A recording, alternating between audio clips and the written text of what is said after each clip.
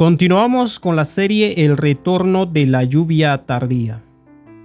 Estamos viendo en esta oportunidad la sección 5, el pensamiento basado en el desempeño y la doctrina de Dios. Y hoy nos toca ver con un poco más de detalle el capítulo 20, que lleva por título No queremos que éste reine sobre nosotros. El Hijo de Dios, el centro de la gran controversia. Lucas 19, 12, 13 y 14.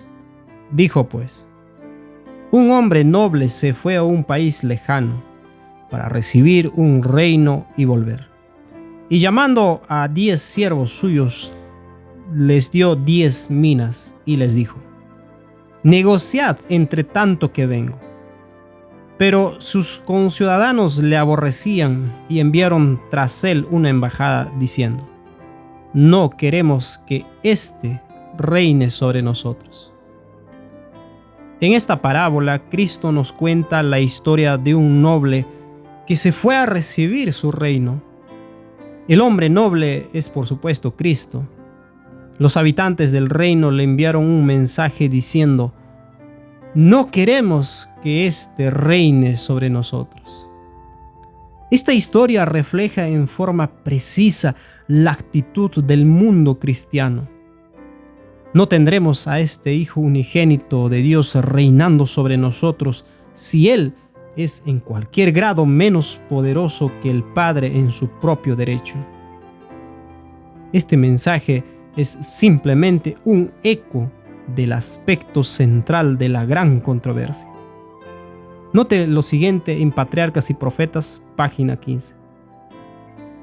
La exaltación del Hijo de Dios como igual al Padre fue presentada como una injusticia cometida contra Lucifer, quien, según se alegaba, tenía también derecho a recibir reverencia y honra. Si este príncipe de los ángeles pudiera alcanzar su verdadera y elevada posición, ello redundaría en grandes beneficios para toda la hueste celestial, pues su objetivo era asegurar la libertad de todos. Pero ahora, aún la libertad que había gozado hasta ese entonces concluía, pues se les había nombrado un gobernante absoluto, y todos ellos tenían que prestar obediencia a su autoridad. Estos fueron los sutiles engaños que por medio de las astucias de Lucifer cundían rápidamente por los atrios celestiales. Toda esta controversia podría haberse evitado desde un punto de vista trinitario si Dios le hubiese explicado a Lucifer que Jesús simplemente estaba tomando el rol del Hijo y que Cristo y Dios eran inherentemente iguales en sí mismos y por ellos mismos. Pero si este fuera el caso, toda la controversia podría ser atribuida a la falta de habilidad de Dios en la comunicación. La declaración que acabamos de ver claramente declara que Lucifer vio la exaltación de Dios como una injusticia para con él. Pero aquello que era considerado una injusticia por Satanás no fue considerado usurpación por parte de Cristo. Vemos en Filipenses 2:6. Porque Cristo aceptó la palabra de su Padre y creía ser igual a Dios simplemente porque Dios lo había dicho. Él aceptó la herencia de su Padre. No tenía ninguna necesidad de convertir las piedras en pan. Lucifer razonó que si Cristo podía ser exaltado como igual en autoridad a Dios, entonces él también. Cuando Dios reveló que eso era imposible, rehusó adorar a Cristo como el Hijo de Dios. Él realmente dijo: no tendré a esta persona que reine sobre mí, dado que él no es completamente divino de sí mismo. Leemos en Patriarcas y Profetas, página 18, lo siguiente: rechazando con desdén los argumentos y las súplicas de los ángeles leales, Los tildó de esclavos engañados. Declaró que la preferencia otorgada a Cristo era un acto de injusticia tanto hacia él como hacia toda la hueste celestial. Y anunció que desde ese entonces no se sometería a esa violación de los derechos de sus asociados y de los suyos propios. Nunca más reconocería la supremacía de Cristo. Satanás nunca disputó la supremacía del Padre. Él dijo: seré semejante al Altísimo, no superior al Altísimo. Podía ver que el Padre poseía poder en y de sí mismo, pero porque Dios le dio esto a su Hijo sin medida y en su totalidad, él sintió que era injusto. Rechazó sujetarse a esto, lo que dice en Dones Espirituales, volumen 3, página 37 y 38. Satanás, sin ruborizarse, hace conocer a toda la familia celestial su descontento de que Cristo sea preferido antes que él, que esté en tan íntima comunión con Dios y que no se ha informado respecto a los resultados de sus frecuentes consultas. Dios le informa a Satanás que esto jamás podrá conocerse, de que a su Hijo revelará sus propósitos secretos y que toda la familia del cielo, sin exceptuar Satanás, debían dar implícita obediencia. Satanás osadamente declara su rebelión y señala a una gran compañía que piensa que Dios es injusto al no exaltarlo a que él sea igual con Dios y en no darle autoridad sobre Cristo. Declara que no puede someterse bajo la autoridad de Cristo, que tan solo obedecerá las direcciones de Dios. Después de ver brevemente cómo la controversia inicia con relación al Hijo de Dios, veamos que esta misma controversia se traslada a la tierra y la mentira del Edén nos desconecta del verdadero Hijo de Dios. Consideremos esta parte. Por cierto que cuando Satanás tentó a Eva y a Adán, atacó el punto exacto que él consideraba que era una injusticia. Les dijo de que ciertamente no morirían, de que poseían vida en ellos mismos. Esencialmente les dijo que ellos tenían igualdad basada en el desempeño con Cristo. Este concepto de la fuente de vida inherente, como notamos anteriormente, cambia nuestra noción respecto a la divinidad de ser por herencia a otra de autogeneramiento. Dado que el hombre hoy, casi en forma universal, cree ser inmortal como Cristo es inmortal, entonces para considerar a Cristo como Dios, él debe tener una mayor posición que el hombre. El único lugar en el cual el hombre puede colocar a Cristo es inherentemente igual con el Padre. Dadas las distorsiones causadas por la enseñanza de la inmortalidad del alma, a la cristiandad no le queda otra opción que clamar: no queremos que éste reine sobre nosotros. Él no es verdaderamente divino. Al insistir que Cristo tiene poder por sí mismo, estamos efectivamente destruyendo la personalidad de Cristo. Su verdadera posición es obscurecida. Este es el designio de Satanás, lo que vemos en Cada Día con Dios, página 126. Hubo ángeles que fueron expulsados del cielo porque no quisieron obrar en armonía con Dios. Cayeron de su elevada condición porque querían exaltarse a sí mismos. Habían llegado a esta situación porque se olvidaron de que su hermosura física y de carácter provenían del Señor Jesús.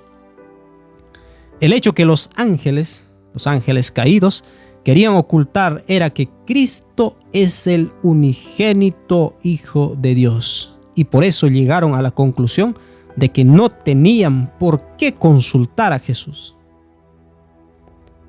Como notamos anteriormente, tanto la Trinidad como el arrianismo surgieron de la suposición de que la divinidad es solamente de aquellos seres que se autogeneraron. El arrianismo destruye la divinidad de Cristo, mientras que la Trinidad destruye la personalidad de Cristo. A Satanás no le preocupa qué posición se toma. En cualquier de las dos instancias se pierde la persona de Cristo y deja de ser el Hijo de Dios, así como es revelado en las Escrituras. Y si el verdadero Cristo es perdido, entonces nos podemos lamentar con Felipe cuando le dijo a Cristo: ¿cómo pues podemos saber el camino? Porque el verdadero camino está perdido. Sabemos que nuestros antepasados no creían en la Trinidad, de que la consideraron parte del vino de Babilonia. ¿Por qué te imaginas que nuestros pioneros eran tan ignorantes? Si estamos dispuestos a investigar, descubriremos que muchos de nuestros antepasados tenían posiciones bien razonadas y que esto no sucedió por casualidad a través de la conexión cristiana. Le hacemos una gran falta de respeto a nuestros antepasados al insinuar que no eran diligentes en investigar este tema y pasar a sus hijos espirituales la más bendecida herencia. Este fundamento no fue establecido en forma errónea. Dios lo estableció en forma correcta. Note la siguiente declaración en Recibiréis Poder, página 237. Quienes procuran mover los antiguos pilares no están afirmando las cosas, no recuerdan lo que han recibido y oído. Quienes tratan de introducir teorías que muevan las columnas de nuestra fe con respecto al santuario, la personalidad de Cristo de Dios, están trabajando como ciegos.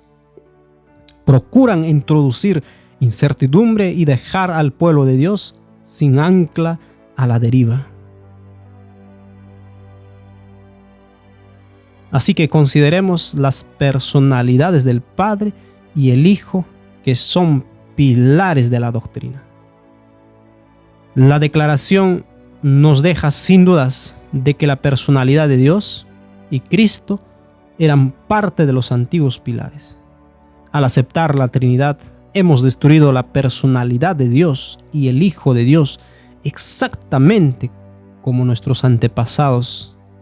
Jaime Huey dijo: Amados, por la gran solicitud que tenía de escribiros acerca de nuestra común salvación, me ha sido necesario escribiros, exhortaros que contendáis ardientemente por la fe que ha sido una vez dada a los santos. Judas, versículo 3 y versículo 4. La exhortación a que contendamos por la fe dada a los santos es para nosotros solamente. Y nos es muy importante saber qué y cómo contender. En el versículo 4 se nos da la razón por la que debemos contender por la fe.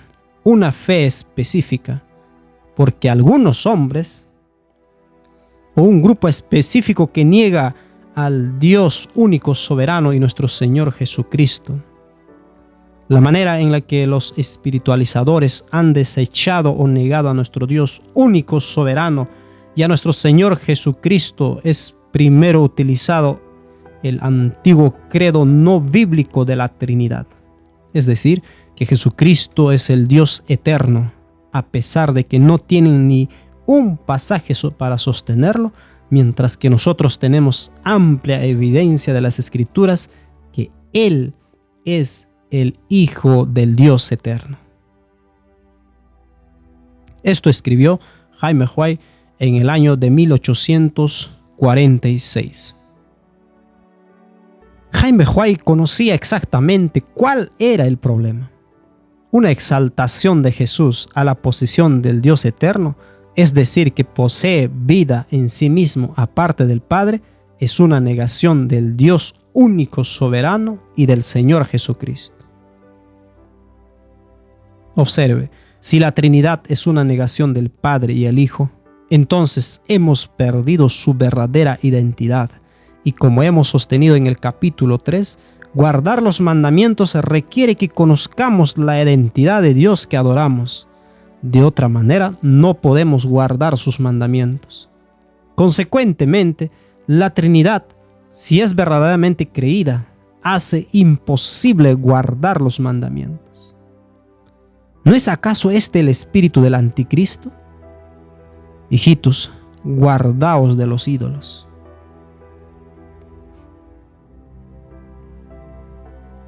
Bien, consideremos un aspecto que estamos viendo en este capítulo. La relación del Padre y el Hijo define todas las relaciones del reino. La razón por la cual nos cuesta permitir a un Cristo unigénito reinar sobre nosotros es porque le hacemos la pregunta errónea. Hacemos la pregunta del desempeño. ¿Eres igual al Padre en poder y existencia? Esta pregunta siempre nos dará la respuesta errónea. Pero son nuestros pensamientos y no los de Dios. La Escritura hace la pregunta correcta en Mateo 22, 41 y 42. ¿Qué pensáis de Cristo? ¿De quién es hijo? Esta es una pregunta relacional en referencia al Padre. Comparemos las dos perspectivas. Cristo es el camino, la verdad y la vida, tal como dice Juan 14, 6. Nadie viene al Padre sino por Él. Él realmente es la llave al reino de Dios. Si vemos que Cristo encuentra su camino a la igualdad con el Padre por una identidad de desempeño, entonces ese es el camino por el cual buscaremos igualdad con los demás. Si Cristo encuentra su camino al Padre por medio de una identidad relacional, entonces también podemos nosotros en nuestras relaciones. Oro fervientemente para que pueda ver la preciosa luz que brota de esa realidad. Me ha dado mucho consuelo y gozo al punto que mi copa rebosa.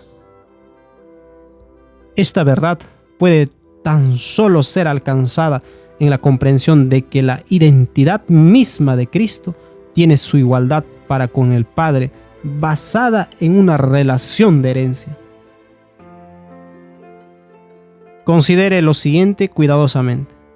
La relación entre el Padre y el Hijo define el concepto de cómo las relaciones operan para todo el universo, y eso es igualdad por relación. Si su relación es definida por la coigualdad de poder, entonces nuestras relaciones serán definidas exactamente por el mismo principio.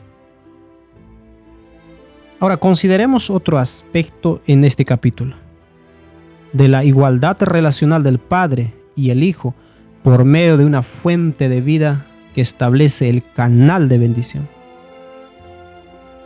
Cuando vemos que Cristo es igual al Padre en relación y que su valor y calificación es la misma que el Padre, entonces podemos permitir que Cristo sea realmente engendrado.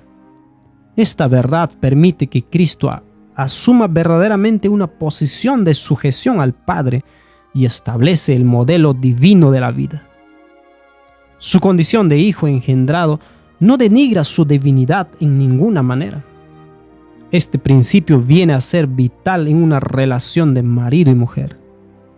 Esto será discutido en detalle en la sección 6, pero es importante establecer que si vemos a la relación del Padre y el Hijo fundamentada en una igualdad basada en el valor por el poder, entonces voluntariamente seremos influenciados hacia ese tipo de relación en el matrimonio. El concepto de la sujeción es devaluado y visto como un estado denigrado. Esta es realmente la situación en la iglesia hoy en día. La sujeción de la esposa es vista como degradante y por lo tanto debe ser evitada. Algunos han sugerido que Cristo tomó el rol de un hijo para demostrar el principio de la sujeción. Pero esto es tan solo que trae confusión respecto de la verdadera identidad de Cristo. El proceso de tomar un rol incluye la creencia de que Cristo poseía igualdad de poder con el Padre y que es exactamente como Él en lo que al poder se refiere, pero que ha tomado el rol como si fuera un hijo para mostrar la sujeción, tal como vemos en estas imágenes. Este concepto presenta a un hijo designado, pero no a un hijo que de hecho sea unigénito o engendrado. Además, no considera el hecho de que retiene la igualdad del Padre y el Hijo mediante o a través de un sistema de valor basado en el poder. También deja la impresión de que el Padre y el Hijo tienen fuentes de vida original, separadas, que siempre han sido independientes y que sin embargo están de alguna manera unidas místicamente en amor, haciendo su relación padre-hijo altamente especulativa y ambigua. Esta creencia subyacente obscurece el canal de bendición que fluye del Padre a través de su Hijo, tal como vemos en el siguiente cuadro. Los múltiples canales de la fuente de vida confunden la mente respecto del río que fluye del trono de Dios. El tema de la multiplicidad de fuentes de vida confundiendo el canal de bendición es adicionalmente complejizado con el Espíritu Santo. La noción de tres fuentes de vida, independientemente unidos en amor, confunde grandemente la mente al tratar de concebir un Dios mientras se evita creer en tres dioses. El canal ahora es una mezcla de tres fuentes de vida inherente que pretenden identidades que no son sus verdaderas identidades. El canal no es claramente percibido ni entendido porque no hay una clara concepción del flujo de la vida, así como lo expresa en el libro de Deseos de las Gentes, página 12. Por medio del Hijo amado fluye a todos la vida del Padre. Por medio del Hijo vuelve en alabanza y gozoso servicio, como una marea de amor a la gran fuente de todo.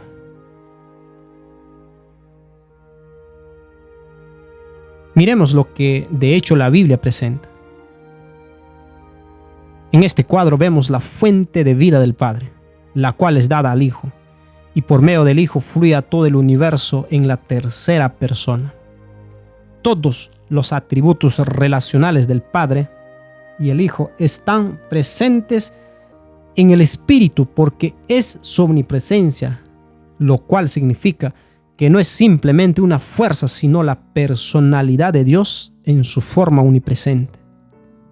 La necesidad de ver al Espíritu Santo exactamente de la misma manera que el Padre y al Hijo viene de la concepción errónea de la creencia que la necesidad de una fuente de vida separada. Esto no es necesariamente bíblico. Esta figura muestra un claro canal de bendición del flujo de la vida y no confunde las identidades del Padre, el Hijo o el Espíritu. La confusión que surge de tres fuentes de vida es claramente demostrada en el ejemplo de la creación de este mundo. La Biblia declara que Dios creó todas las cosas por medio de Cristo. Esto leemos en Efesios capítulo 3, versículo 9. Y de aclarar a todos cuál sea la comunión del misterio escondido desde los siglos en Dios, Dios que creó todas las cosas por Jesús el Cristo. Es fácil ver cómo Dios creó el mundo por medio de su Hijo. Pero en la figura anterior, esto es confuso. Mediante el concepto de tres fuentes de vida, el que de hecho usó su poder para crear el mundo es el Espíritu Santo. Porque Él fue el que se movía sobre la faz de las aguas en Génesis 1:2. Esto hace que sea difícil leer la Biblia. La respuesta viene de alguno de que el Padre y el Hijo y el Espíritu Espíritu están unidos misteriosamente. Esto hace que Efesios capítulo 3 y versículo 9 que acabamos de leer sea más confuso aún al tratar de establecer quién fue de hecho el gran agente de la creación. La Biblia debería declarar que todos lo hicieron, en lugar de afirmar que el Padre creó las cosas por medio del Hijo. Esto hace que la Biblia deje de tener sentido.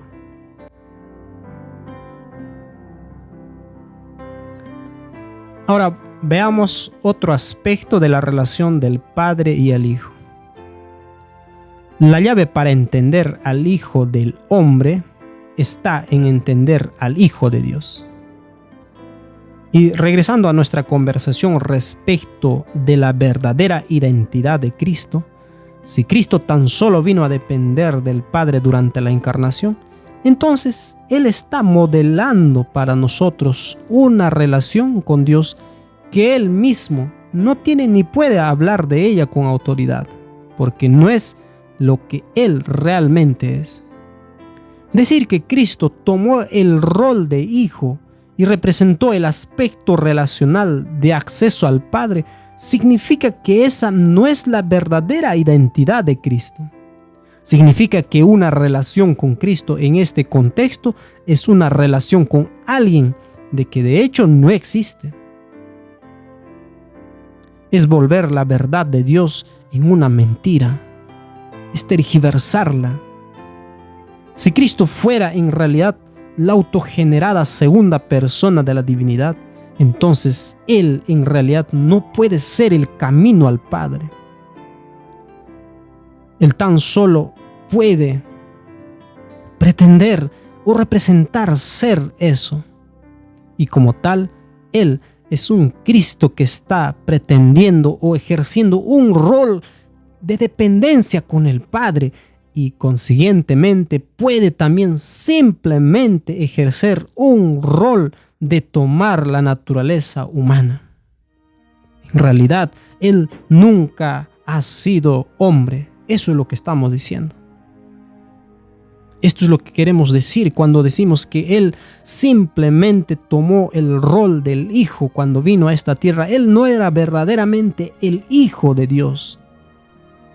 Simplemente está tomando un rol porque Él tiene una vida inherente, una vida propia. La esencia del mensaje dado en Minneapolis, Minnesota, en el año 1888, en aquel congreso recordado, es que Cristo es verdaderamente Dios y verdaderamente hombre desde una perspectiva relacional y no una basada en el desempeño. Así como Él heredó todo de su Padre para ser Dios, así también Él heredó todo del hombre para venir a ser hombre. ¡Qué maravilla! Así que por cuanto los hijos participaron de carne y sangre, Él también participó de lo mismo, para destruir por medio de la muerte al que tenía el imperio de la muerte, esto es al diablo. Y A.T. Jones, en su libro El camino consagrado a la perfección cristiana, página 15 y 16, dice lo siguiente: la conclusión es que en el cielo la naturaleza de Cristo era la naturaleza de Dios. Cristo en su persona, en su sustancia, es la misma imagen, el mismo carácter de la sustancia de Dios. Equivale a decir que en el cielo, de la forma en que existía antes de venir a este mundo, la naturaleza de Cristo era la naturaleza de Dios en su misma sustancia. Por tanto, se dice que Él posteriormente, que de hecho tanto más excelente que los ángeles, tanto cuanto alcanzó por herencia más excelente nombre que ellos. Ese nombre más excelente es el nombre Dios, que el Padre da al Hijo en el versículo 8. Mas al Hijo, tu trono, oh Dios, por el siglo de los siglos. Hebreos 1:8. Así es tanto más excelente que los ángeles, cuanto lo es Dios en comparación con ellos. Y es por eso que Él tiene más excelente nombre, nombre que no expresa otra cosa que lo que Él es en su misma naturaleza. Y ese nombre lo tiene por herencia. No es un nombre que se le ha otorgado, sino que se lo heredó. Está en la naturaleza de las cosas, como verdad eterna, que el único nombre que una persona puede heredar es el nombre de su Padre. Ese nombre de Cristo, ese que es más excelente que los ángeles, no es otro que el de su Padre y el nombre de su Padre, que es Dios. El nombre del Hijo, por lo tanto, el que le pertenece por herencia, es Dios. Un poquito más adelante, en la página 19, seguiría diciendo A.T. Jones lo siguiente: su semejanza con Dios expresada en el primer capítulo de Hebreos es la única base para la verdadera comprensión de su semejanza con el hombre, tal como se presenta en el segundo capítulo de Hebreos. Es decir, en resumen, en este aspecto, que el Hijo de Dios es igual que recibió la herencia completa de Dios. Y cuando hablamos del Hijo del Hombre, es porque Él recibió la herencia completa del hombre. 100% Dios y 100% hombre. La doctrina de la Trinidad nos da una segunda persona de la divinidad que es hecho a la imagen del Hijo de Dios, pero que de hecho no es el Hijo de Dios.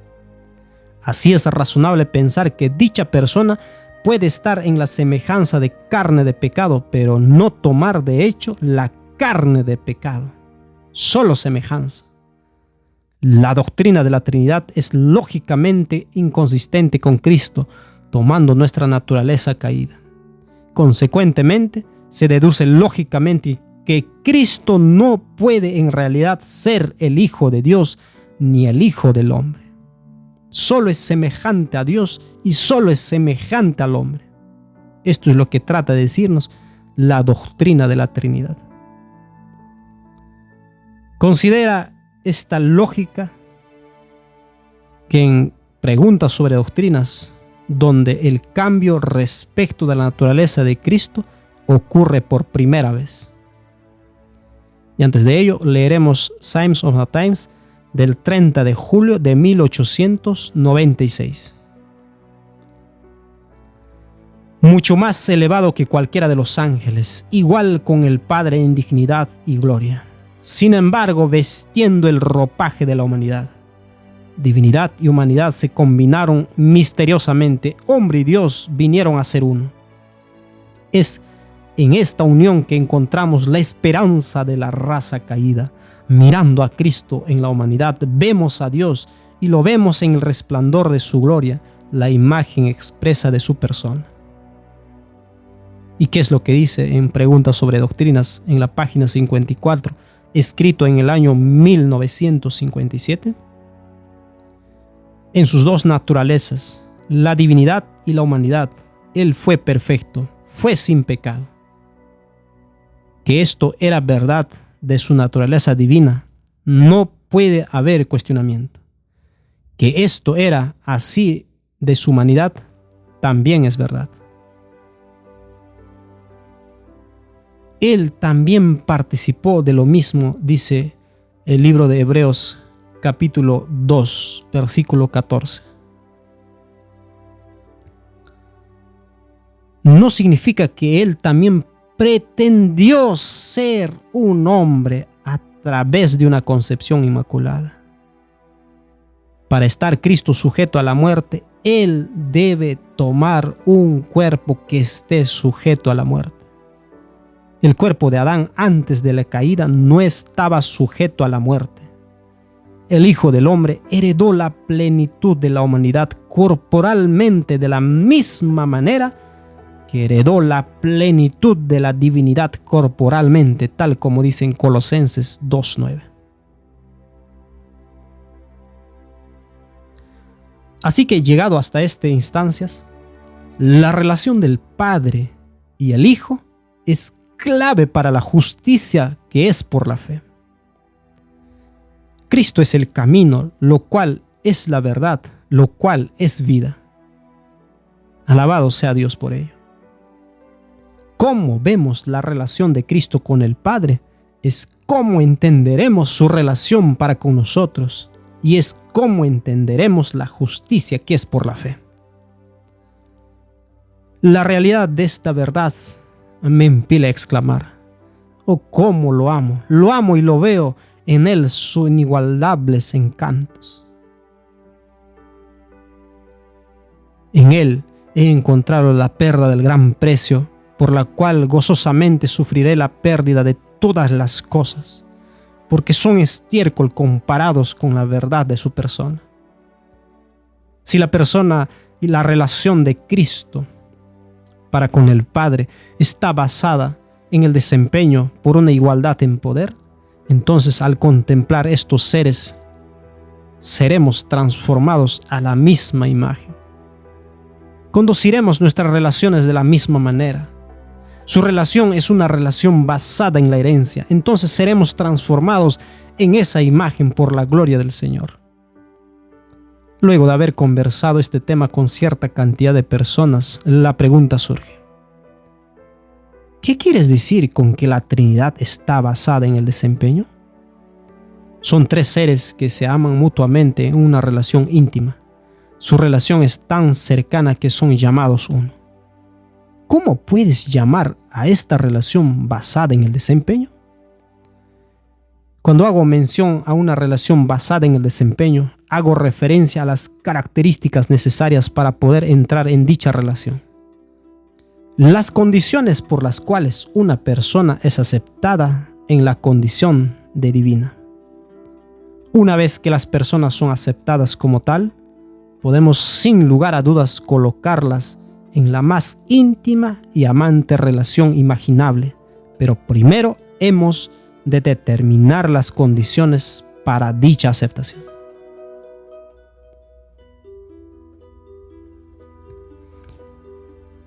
Vemos que los dos modelos de la divinidad experimentan una relación íntima y amante, pero se llega a ella por dos métodos diametralmente opuestos.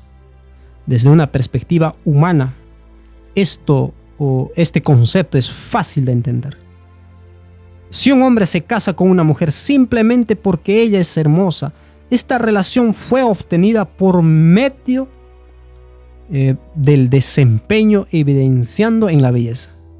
Si una mujer se casa con un hombre porque es rico, la relación se alcanza por medio del desempeño medido por la riqueza.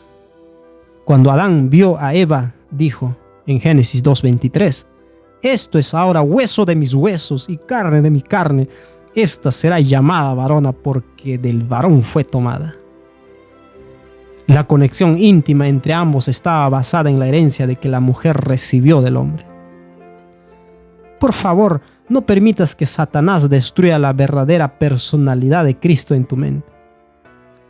Este entendimiento es nuestra única esperanza de verdaderamente entender cómo encontrar el camino a Dios. Si rechazamos la enseñanza de que Cristo tiene una relación con el Padre basada en la herencia, entonces encontraremos muy difícil entender la ley, el sábado y el juicio investigador, la naturaleza de Cristo y la perfección del carácter, porque también nos haremos las preguntas erróneas en estos temas. Nuestro entendimiento de Dios y especialmente de Cristo tendrá su impacto en todas estas enseñanzas, y un cambio hacia la Trinidad por parte de nuestra iglesia llevaría eventualmente a un cambio en actitud o en la misma enseñanza de estas otras doctrinas, como ciertamente la historia lo ha confirmado. Esta es la razón de la división en nuestra iglesia en las décadas de 1980. La comprensión de Cristo introducida en la década de 1930 requería un sistema de entendimiento basado en el valor por el desempeño de acceso al Padre. Para 1960, muchos miembros estaban listos para entregarse a la desesperación porque el camino al Padre estaba ahora colocado en el contexto de un sistema basado en el valor por el desempeño. Algunos líderes de la iglesia proveyeron alivio al cambiar la posición sobre la justificación, que alivió la presión del sistema de valor por el desempeño. Era una consecuencia lógica de la nueva visión sobre Cristo en el contexto de una Trinidad introducida en la década de 1930. Podemos acusar a algunos de los líderes de la Iglesia a principios de 1980 por introducir la nueva teología, pero esta era la única manera que ellos veían de aliviar la presión del acceso a Dios por el desempeño. No los puedo acusar por ello. Si tan solo podríamos haber recuperado el correcto entendimiento de Jesús como el Hijo del Dios viviente, cuánto dolor se hubiese evitado. ¿Será posible que hemos caído víctimas de una forma muy sutil de idolatría que nos ha hecho adorar a un Dios que de hecho no está en la Biblia? La respuesta inmediata es que esto es completamente absurdo. El pensamiento de que sea absurdo es lo que lo hace fácil de que esté escondido dentro de nuestra iglesia. Para concluir, leemos Jeremías 2:11 al 13. Observa lo que dice. ¿Acaso alguna nación ha cambiado sus dioses, aunque ellos no son dioses? Sin embargo, mi pueblo ha trocado su gloria por lo que no aprovecha. Espantaos cielos sobre esto, y horrorizaos, desolaos en gran manera, dijo Jehová. Porque dos males ha hecho mi pueblo. Me dejaron a mí fuente de agua viva y cavaron para sí cisternas rotas que no retienen agua. ¿Nos hemos olvidado de la fuente de agua viva? Dado que este tema de la igualdad del Hijo con el Padre es tan importante de entender, me gustaría enfocarlo desde otro punto de vista en el próximo capítulo.